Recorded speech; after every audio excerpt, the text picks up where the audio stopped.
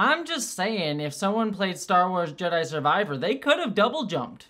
Hello interwebs, I hope you're all doing well, and I am here to review the Season 1 and potentially series finale of Star Wars Ahsoka, this time Chapter 8, The Jedi, the Witch, and the Warlord, which is an absolutely wonderful title. The best Star Wars title that I have ever seen, clearly alluding to Narnia's The Lion, the Witch, and the Wardrobe, which I'm curious to see the interesting little parallels between that story and this one in this episode beyond just the title. So I loved it. It was a great title. But let me just stay spoiler-free up front, and then we'll get into spoilers for this finale. I thought this was a really great finale on a lot of levels. It delivered some of the like Star Wars nonsense that I have wanted to see in live action for a very long time. I thought there was some really cool and kind of even creepy visuals throughout all of this that I just think hit some really great notes. There were some wonderful emotional catharsis climax moments for a lot of our characters, especially Ahsoka and Sabine, but even with Ezra and a few others like Hera that I really liked. And it also set the series, if this goes into a season 2 or if it's going to be the movie that I know Dave Filoni is working on, to have some interesting plot lines to sort of feed into. But going off of that last note, however, my big criticism isn't... Maybe it's a little bit on my expectations, but I did feel like this episode didn't go as far as I wanted it to in some of its larger, more mythological aspects that it was kind of angling towards, specifically through the character of Baylan. I'll get more into this in the spoiler section, but frankly, I was really hoping for a little bit more on that line, especially considering that unfortunately we know that the actor playing Baylan has passed away, and so I was hoping to get at least some level of conclusion here, and we don't really get a lot of it, though we get some interesting, tantalizing hints, but it does mean that we're gonna have to wait for whatever comes next, be it a season 2 or that movie. And so because of that, I know they're going to have to recast the part or sideline that storyline altogether, and I really hope that's not the option they take. So they're going to have to recast, which sucks because the actor was so good. But unfortunately, it's just the situation that they're in. And so I don't really blame, you know, Dave Filoni or any of the storytellers. They couldn't have anticipated something so tragic happening. But that being said, I can't help but also express my my disappointment a little bit for not only just the fact that we can't get to see more of this story with that actor, but also I was kind of hoping to get a little bit more resolution with that, because for me, that was actually the aspects of the show that I was really excited and interested in. So hopefully we'll get it eventually whenever stuff comes next, but I am a little bit disappointed in the moment. But that being said, that is just because that's the aspect of this that I was really kind of curious about. Is the stuff that most intrigued me, honestly, because that's the kind of nerd that I am. I love the mythological, like, sort of like, ooh, what's the philosophy of this sort of stuff in this? So if that's not something that interests you as much, maybe you'll be less disappointed as I am in that aspect. But otherwise, I thought this was a really strong finale that had a couple quick subversions that I'm excited to talk about in spoilers. So let's jump into that. If you have not seen the episode, hyperspace out of here to another galaxy, because we're going to talk about it. So, getting into spoilers, let's just go through the episode, and then I'll talk a little bit more about my feelings on Baylan, because I actually do think there's some interesting, tantalizing hints, even though we only get like 1 or 2 shots with him. In those shots, I think there's some really intriguing stuff that we can discuss for a little bit. But that being said, let's just focus on what we get here. The opening with Thrawn and the Dathomiri sisters I thought was really cool. Thrawn just sort of saying, not again, I'm not gonna deal with this shit again. I will not fall to the Jedi again. I've had to deal with Ezra's bullshit from Rebels. I'm not gonna let that happen. So I thought him saying that was awesome. The Dathomiri sisters giving Morgan this special power just to, they basically just powered her up so she could fight a Jedi later on. But I thought it was suitingly ethereal. And the blade that they give her, I believe, has appeared in Clone Wars. I think one of the Dathomiri sisters in that show fought Mace Windu with it. She like summoned it. So it's a kind of a cool little reference there. Like Filoni's putting a lot of references to all of his shows, not just Rebels, into this series. And it was cool to see as a nerd. And I'm sure other people are like, I don't know what that means, but it's a cool sword. So I thought that was fun. But this leads into one of the sections that I love the most this episode, which is the bit where Ezra is just sort of building his own lightsaber, and we get this discussion talking about Kanan from Huyang, and I kind of referring to this relationship between master and student and how tight that bond is and how they sort of influence each other between generations, and that sort of evoking not just Ezra and Kanan and their relationship, but how that sort of like influenced Ezra, but also Sabine and Ahsoka as well. And then we go into the scene where Ahsoka talks to Sabine and she references Anakin, and it's just sort of like this like layering down through time, even going back to Obi-Wan and then through to you know, Obi-Wan's teacher Qui-Gon Jinn. So it's just how these lessons are always passed through time, and I really liked that idea just being evoked here with the conversation between Ezra, Kanan, Huyang, and then Ahsoka, Sabine, and her reference of Anakin. And I really adored Ahsoka saying, you know, my master always had my back, so I'm going to have yours. And I loved that subversion, because it would have been so easy to write this relationship as like, Ahsoka's like, how dare you, Sabine, you're the worst, as I hit my books over here, and it's just like, you failed me. It's like, no, she's like, I'm going to support you, and the decision has been made. It wasn't necessarily a wrong decision, might not have gotten us into this situation, but it is one I will support, and we'll deal with the situation at hand now, and I will have your back on it, because I trust you. And so I really, really did think that that was a really beautiful way to sort of take the positive lessons of Anakin and how Ahsoka is sort of not trying to deny Anakin as her master anymore because of what he became, but trying to find the good aspects of him that she can learn from and not completely reject. But that's sort of getting twisted even at the end when Thrawn sort of calls out as they chase after him at the end. It's like, I wonder how much like him you'll become, sort of evoking like maybe she'll fall to the dark side. So there's some interesting setups for her character to go from here, but I really like how it's sort of playing with that in a couple different ways throughout all of this. So all of that was really wonderful. The only knock I will give that scene is like Ahsoka like chastises jokingly. Sabine's like, have you kept up with your training? She's like, well, I haven't. It's like,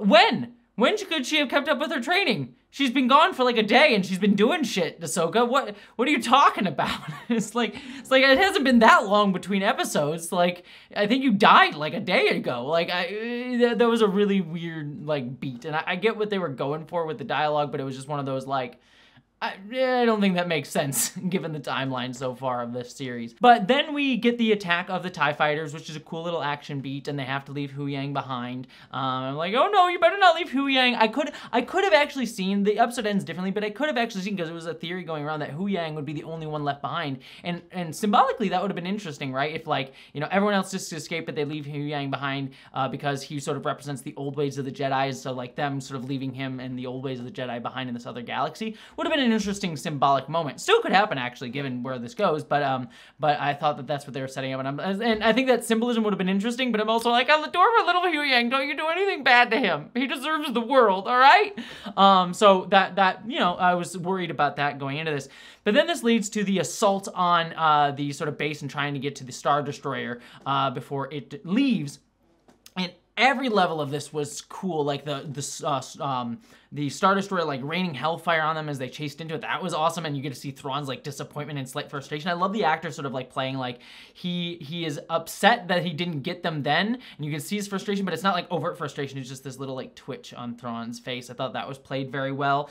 But then we get into them attacking the stormtroopers, and I love Ahsoka telling Sabine to switch to blasters because that's what she's going to be better with in that moment. But then Sabine later on switching to the lightsaber. I thought that was like just showcasing the abilities that Sabine has, given her uniqueness, that she can switch between force power, sabers, blasters. Like, she's not just stuck on the lightsaber. She's allowed to be herself in her expression. I thought that was such a cool way to evoke that in the action in a very subtle way of Ahsoka accepting the totality of Sabine and not trying to define Sabine for her. I thought was wonderful. And then getting to see the zombie stormtroopers by the Dathomiri witches was so cool. That's my Clone Wars Rebels nonsense that I love from Dave Filoni. I thought that was absolutely terrifying. And I'm just sitting there being like, yeah, have lightsabers. Dismember the motherfuckers. Come on, that's how you stop zombies. You cut off their heads, you cut off their arms, stop them from being able to move. And yet I get this is like a PG-13 show, so only so much dismemberment you can allow. Like, maybe cut off a hand. That's as far as Star Wars, I guess, gets. But I was like, oh, come on, just chop those motherfuckers up. God, I'm bloodthirsty. But yeah, seeing zombie troopers is great. The Morgan Elsbeth fight with Ahsoka was also really cool. You know, I thought the choreography was a lot of fun. Her breaking one of Ahsoka's lightsabers was like, no, she's so cool with the 2 lightsabers. So we'll see. Hopefully she'll get one back at some point whenever we see Ahsoka again. But then I really also liked Sabine pushing Ezra onto the Star Destroyer. That was really cool, and a cool sort of like final part to like Sabine's arc this season of being able to use the Force powers and trusting yourself to do that. Thought that worked great. And then Sabine staying behind, leaving Ahsoka, Sabine, and Huyang stuck in this galaxy, and we'll see how they get back, because I'm sure they will, but it is sort of interesting sort of placement that there's like a reversal, like Ezra gets to escape, these 3 have to stay, even though they sort of were hoping to all leave together, and Ezra was the one that was stuck there initially. So cool reversal, and I like their sort of acceptance, like this is where we need to be. And the final scene of the episode, or scenes I should say, where Ezra sort of gets to see Chopper, and he's like, oh, Chopper recognizes him instantly. That was adorable. And Hera gets to have him, Ezra, back. But then we also have this little scene with Anakin watching Ahsoka from afar with his Force Ghost. I thought was also lovely, and again, a good cap to a lot of the themes that I was discussing earlier. So all of those bits were great. But let us end this review talking about Shin, and even more specifically, Baylan. Like I said, I wanted a little bit more of this because this whole discussion of like the mythology of the beginning of the story, the beginning of the cycles, was really intriguing me, and I was really curious to see where they were going to go with it. There's a lot of directions that they could. But let's start with Shin. Shin is seen sort of showing up her lightsaber to a bunch of the like wild people from the planet, and I thought that was really cool because it could show like Shin, she's like still angling for power. Like she's still trying to find power wherever she can. She didn't get it with the Empire, and so she's gonna find it in this little group of people. So she's always looking for hierarchy. She's always trying to get power because that's where her desire is leading her. And you know, even if it's in a small little group, she'll still get that. So I'm curious to see where that's going to take her going into season 2, and try and maybe hopefully to deprogram herself from that desire for power. But who knows? She's certainly got a lot of trauma to unpack, it seems, going forward, and maybe more trauma in front of her.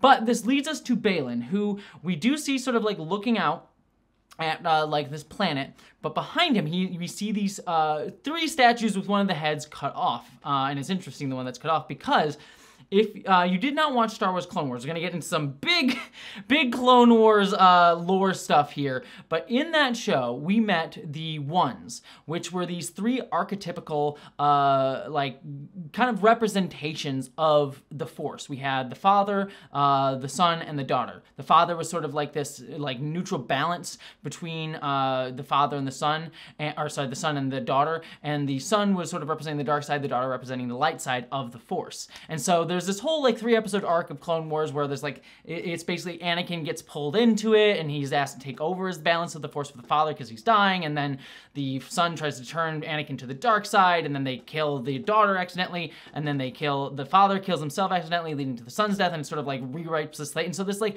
weird like play essentially of like the like metaphor of the dark and the light side that we get to all see with them tempting Anakin and using Obi-Wan and Ahsoka in different ways. So it's interesting to me to see the Ones sort of be the statues that we get to see behind Baylan, because I think that is sort of meant to represent the beginning of the story is going to be the Ones, which is interesting because, you know, if we go back to my theory, I won't get it too deep into the philosophy of this, but I sort of like was talking, you know, when in the episode this sort of idea was brought up about how, you know, this seems to be the show sort of angling to deconstruct the hero's journey, the story of like these endless cycles and the pull between neoliberalism, democracy, and fascism, and the story that we restore democracy and to fall back into fascism, restore democracy to fall back into fascism, and how that's kind of always a story that the hero's journey always forces us to tell because it's a loop back upon itself. And so that's why the story of Star Wars, even with the sequels, is always this constant cycle of like, we have a hero who can choose between fascism or democracy. Sometimes they choose fascism like Anakin, sometimes they choose democracy like Luke and Rey. But ultimately, it's just constantly that cycle that keeps creating these button pushes into fascism or neoliberalism that get created. And how do we break that cycle? Which, you know, if you read great books like the Heroine with 1,001 Faces, it's sort of talking about, like, you know, we can create stories that aren't this like predator and prey, hero versus the common man, or heroes versus these, you know, these like individual representations of power. We don't have to constantly tell that cycle of a story, but we can tell stories beyond that. We can tell stories of, you know, how women were typically, like, women were originally placed in like Western society as like the original sin, going back to like the Bible and things like that. But like women in other cultures are not always seen that way. We could see a balance between, you know, our understanding of nature and humanity and life. Like, there's different stories that we can tell than that hero's journey, and so maybe Baylan is going to break that story. My big worry for what Filoni will eventually do with this story is he might advocate for like enlightened centrism, because you have that character Bendu from Star Wars Rebels, who is like I am the one in between. I am kind of more enlightened, and I'm able to help out Kanan and stuff, the lead Jedi of Rebels and things like that. And so, you know, my hope would be where Filoni eventually goes with this, if he's going to have the ones being like the beginning of the story, is that Baylan sort of is like, maybe in a dark way, he's like, I will kill them all, or whatever, or I'll be the one who's like the in the middle, and Ahsoka's like, no, we can break this cycle or whatever. My big worry is that like the answer that that Filoni will sort of present as like the answer to like fixing the cycle of the stories is like enlightened centrism. You become like the both sides are to like the far dark side and the far light side, and the far right and the far left are just ridiculous in both ways. And it's like, no, you should actually advocate for like breaking the cycle and trying to create something more egalitarian, not just fitting in this like enlightened centrist mode. Anyways, that's just me putting a lot onto this. I just think that's why I kind of want a little bit more, just to because there's like so much I want to like dig my teeth into with where Filoni could be going with this, and it could be really interesting, or it could be like, Filoni, you got so close, but of course we don't get enough of that to be able to really dig deep into it. So, as you can tell, that's me. I'm a big, you know, philosophy nerd and all that jazz, so of course I'm going to be disappointed that we didn't get more of that, but clearly Filoni does have a goal with that, so we'll see where that's going to eventually lead in whatever comes next, be it a season 2 or be it the movie. So I'm curious about it, but sadly we will probably not get Ray Stevenson playing Baylan, which sucks because he was great. So hopefully they will recast. I always advocate for recasting rather than like AI necromantic nonsense that Star Wars has done. It's always very creepy when they do that. And also, the other option would be they just ignore a story altogether, which I wouldn't like at all either. So hopefully they recast, even though that sucks, but I think that's the best option forward. But that is ultimately all of my thoughts on this episode. I thought it was, again, really solid finale that I thought was really interesting and set some cool storylines up. I have a little personal disappointment because I wanted a little bit more stuff with Baylan, but what are you going to do? Clearly they have a longer arc with that planned. So yeah, I will be very excited to see it when it does come out. Hopefully when the actors are able to actually get everything that they are asking for from the AMTPT. So no Star Wars before then, but hopefully very soon after then. So yeah, very excited for all that. But beyond all of that, thank you so much for watching. I hope you all take care of yourselves. And as always, my friends, live long and prosper.